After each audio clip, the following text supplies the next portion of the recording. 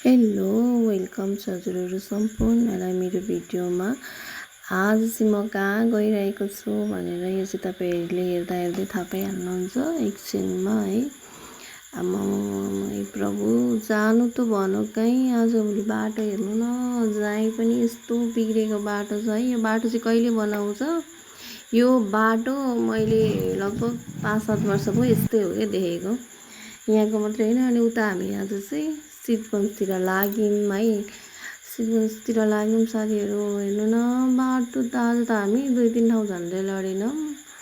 देवर भाउजू गइरहेको थियौँ अनि म भिडियो बनाउँदै थिएँ। प्लिज भाउजू मेरो चाहिँ अनुहार ननिकाल्नु न भन्छ नि मेरो, र पनि म निकाल्न छोड्दिनँ होइन।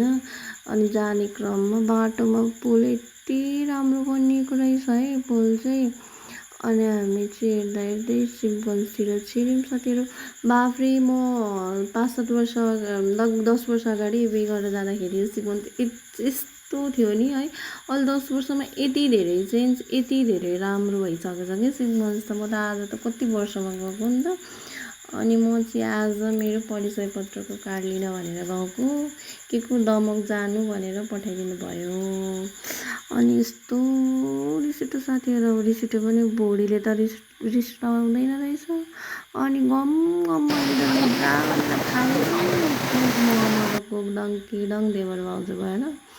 अनि यो चाहिँ भाइरल मोमो पसल हो क्या शिवगञ्जको। यति मिठो मोमो पाउँछ नि यहाँ। के गर्नु, दुःख पर्दै फेरि हामी यस्तो बाटोबाट गएको, यस्तै बाटोबाट फर्कियौँ साथीहरू। हस् त, थ्याङ्क यू फर वाचिङ। मलाई फलो गरिदिनु होला, बाई।